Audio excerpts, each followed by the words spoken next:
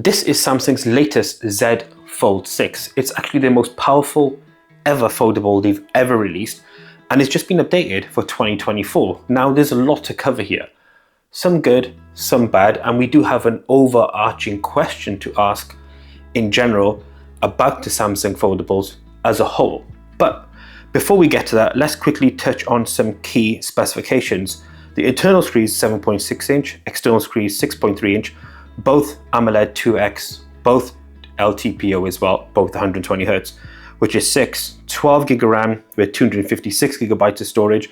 You can go all the way up to 1 terabyte. The RAM does not change. And then the cameras on the rear, let's talk about those quickly. 50 megapixel wide, 10 megapixel telephoto, 12 megapixel ultra wide. And the internal camera is 4 megapixels with the outer camera on the front display being 10 megapixels. Now the whole 5 camera system we have strong opinions of, which we will share later in this review. But the question is, as always, we always ask in all our reviews, is the Z Fold 6, we know what it is, but the question is there any good? Let's find out. So let's talk about build of the Z Fold 6. Now you still get that relatively prevalent crease at the front, which you can see in this B-roll, but generally speaking, the flattened out sides do make a really big difference compared to last year's Z Fold 5. It's also slightly wider and slightly shorter as well, ever so slightly, but in the hand it feels crazy good, really premium, as you'd expect from a smartphone that costs nearly $2,000. Gee whiz, yes, there has been a $100 price increase. In general though, build quality is excellent. And let's talk about OS. Let's quickly shut across to One UI on the Z Fold 6. Now, what we would say is this is probably the best UI optimized for foldables. Granted, they've had the longest time to work with it, but the internal and external screens work really well. And the transition as well from opening an app in your external screen to your internal screen is sick, super smooth and similar. But then you get tons of customization options as well. So you get the dock that lives at the bottom of the display, and then you can have single window, double window, triple window, entirely up to you. You can have an edge plane. The software here is very well optimized. It isn't well optimized for vertical formats, unfortunately, things like TikTok or Instagram, but that can be expected because of the wider display. It almost goes into like a widescreen display, so that can be expected. If you jump into labs, you can actually extend most applications to be full screen, which is a really good feature and highlights the reason why Samsung is the global leader when it comes to foldables, because they've had the most experience, but also they're trying to extract the most out of their software into their foldables to kind of get them in check and balances, so you're not losing out too much when compared to sort of like a candy bar or a traditional smartphone. The performance of the Z Fold 6. Now this may not correlate directly to the smartphone. Technically this is Qualcomm's 8 Gen 3 processor, but it runs incredibly well. And one thing I would say, one of the highlights of the Z Fold 6 is actually a combination of gaming and the screen resolution is sick. So Call of Duty running here, as always, looks super slick, almost an entirely full screen display, and then you can game to your heart's content. And again, sound output on that with those speakers is also very good. So this is a powerhouse. So 8 Gen 3, 12 gig of RAM, UFS 4.0. There's optimizations built into the phone as well that allow it to navigate and run gaming as a priority over other tasks. When you gaming, so you can use game booster mode, you can enable this and allows you to sort of get the most out of your phone whilst gaming, and also there's a do not disturb function as well, which is pretty sick. Moving away from that, still talking about performance, let's touch on Galaxy AI. Now, Samsung's conference, when they released the phone, the entirety focus was around Galaxy AI.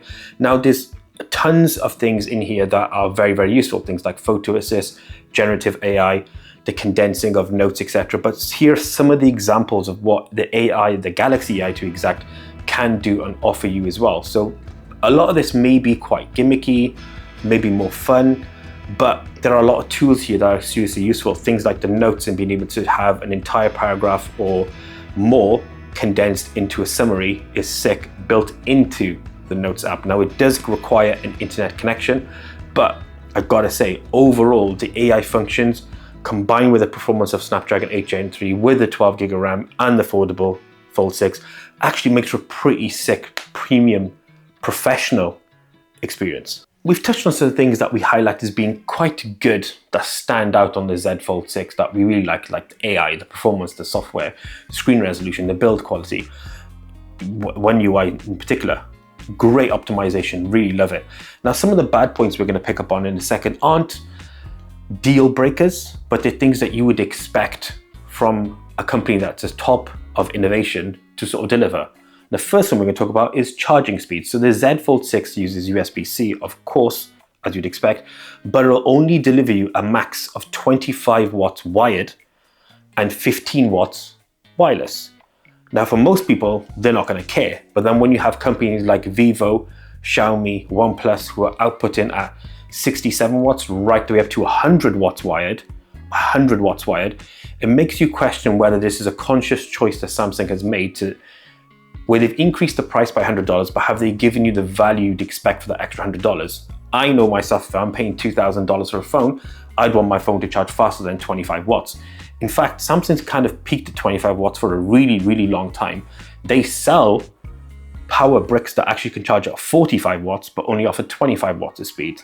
So that is a bit of a deal killer, to be honest, especially if you're going to be using this phone, which is a powerhouse for a lot of productivity tasks. So 25 watts in 2024 doesn't really make a lot of sense, if I'm completely honest, and it's way behind compared to companies like Vivo, Xiaomi, OnePlus. It's a bit of a shame. So we touched on cameras earlier at the start of this video, where we mentioned that there was a triple camera array on the rear of the Z Fold 3, which we've on the back here. So there's a new camera design, which actually I love. The camera design is sick.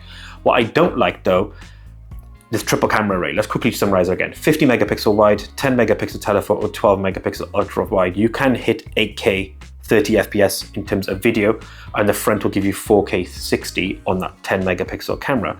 Now, the biggest bugbear in all this is the performance of these cameras is actually pretty good overall. So just general color saturations, color reproduction, click and shoot options, all pretty sick, to be easy. All the photos that you've seen here in various modes, portrait, ultra wide, wide, different zoom options as well, they're actually taken with little to no effort. There's not much customization happening. There's not much in the way of, setting up and taking photos. These are just pull your eye pocket, double click the power button, get the camera open, snap, snap, snap, snap, snap.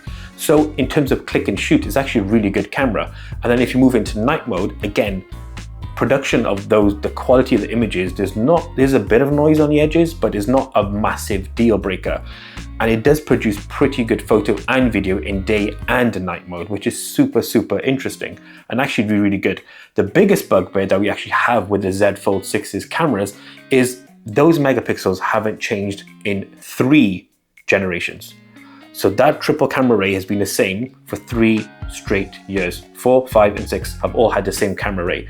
Now, when you're spending $2,000 on a phone, why are you going to accept having essentially a 3-year-old camera array? And again, we're going to point towards the competition. Look at what Xiaomi are doing. Look at what Vivo are doing with the Vivo Fold X3 Pro, I think it's called. That has an insane camera array. So why isn't Samsung moving a lot of the S24 Ultra's camera array to the Z Fold 6? Makes you wonder why. There's been a lot to talk about with the Z Fold 6, and we have a lot of opinions that could probably make this video 20, 25, 30 minutes long. But obviously we don't want to do that. We want to get our opinions in a shorter format to give you our thoughts in a concise way. So there are a lot of good and there's a lot of bad. A lot of people know what to expect from a Z Fold 6 now, because there hasn't really been that massive jump in evolution. And to an extent, some people are complaining that maybe they should have made it shorter and a bit wider, like the Fold and the Oppo Find N series, but that hasn't happened. We've mentioned a few negatives, obviously with the cameras and the charging, and there are others. 4400 milliamp hour battery, which isn't great. The under display camera is 4 megapixels, still not great. You combine those 4 elements together, and all key important elements as well as the battery life, it does kind of question as to what Samsung needs to do to kind of move this forward. And I think the biggest question we have, and the biggest conclusion we can make in using Z Fold 6 for a few days now, and almost coming up to a week as of this video, is they lack competition on a global scale. Now, Xiaomi, Vivo, Oppo, OnePlus, Honor have all released smartphones, but a lot of them are released in, and Google, sorry, they're all released in limited runs. So for example, let's take the Pixel Fold. Here in the UK, you can only buy it through the Google Store and some select stores. So major in-store retailers, and you want to see a foldable, you want to get your hand on it, most places you actually can't do that. And that's the same for phones like the Honor as well, sold in the UK, can't really get a hands-on on it. Xiaomi's Mi Mix Folds, again, can't. Vivo, can't. Oppo, can't. So Samsung will continue to own this market because it has a competitive edge, isn't it? It's available. But in order for Samsung to move forward and to develop their foldable series into really sort of get them to that S24 level of innovation and great camera performance, great battery life, everything's at the top bleeding edge, they need more competition. Does that mean they need Apple to come in and start doing foldables and that'll be there? They'd be like, oh no, we have to now move forward? Very likely, because if you look at the S24 series, that's at the height of innovation. The foldable series, not so much. For us though, the Z Fold 6, in all honesty, I would probably say avoid it. If you look at the cost to value ratio, you're not getting what you pay for. There's inferiority in terms of charging speeds, battery life, cameras, and it's IP48 rated, which is a plus. So this is the first time it's been not IPX8 rated. It's actually IP48 rated, which is great. But overall though, for $2,000, I'd rather spend $1,300 and get an S24 Ultra. Thank you so much for watching. Until the next one, as always, we out.